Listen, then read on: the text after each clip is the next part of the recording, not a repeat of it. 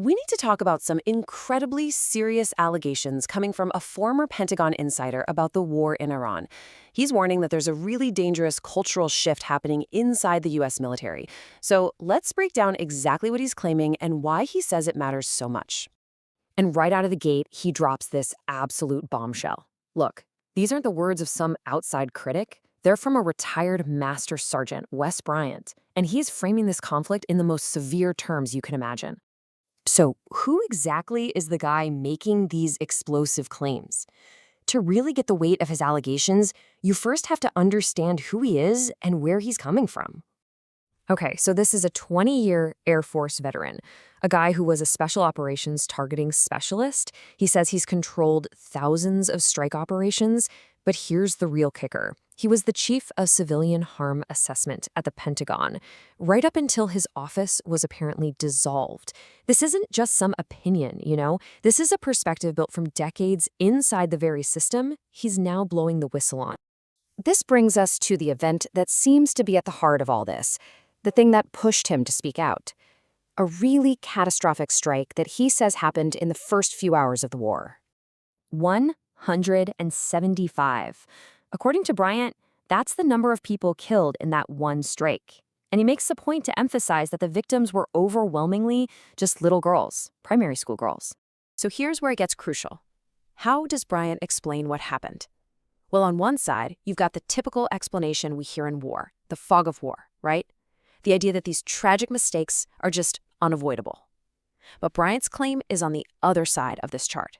He's saying this was something else entirely. Yeah, he doesn't mince words at all. From his expert point of view, as someone who did this for a living, this was not an unavoidable accident. He's calling it a preventable failure, pure negligence.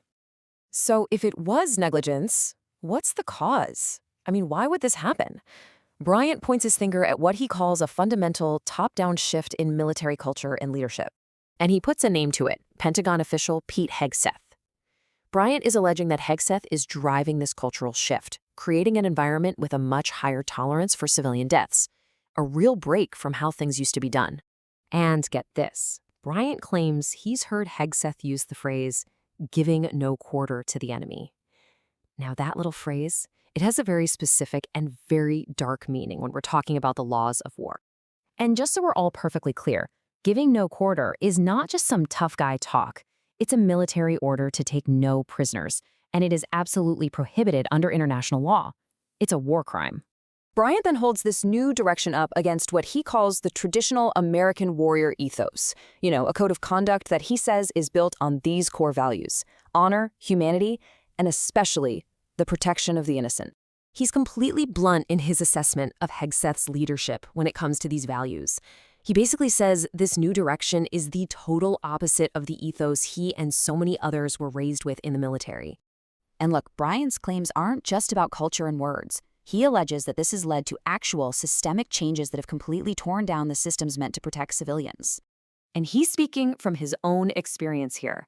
His old office, the Civilian Protection Center of Excellence, was created for one reason and one reason only: to help the military get better at protecting civilians. I mean, its mission was just common sense, right? Look at what happened in past operations, figure out what we did right to keep people safe, and then find the spots where we could do better. It was basically a constant feedback loop designed to save innocent lives.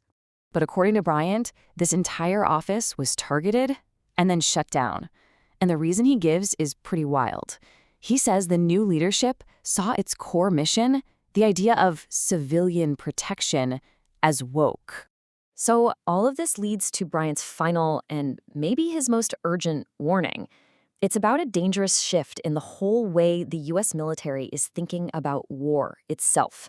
He argues there's this huge misunderstanding of what precision warfare actually means. For him, it's not just about having fancy smart bombs. True precision, he says, is the discipline of protecting innocent people, because that's what allows you to focus all your energy on the actual enemy.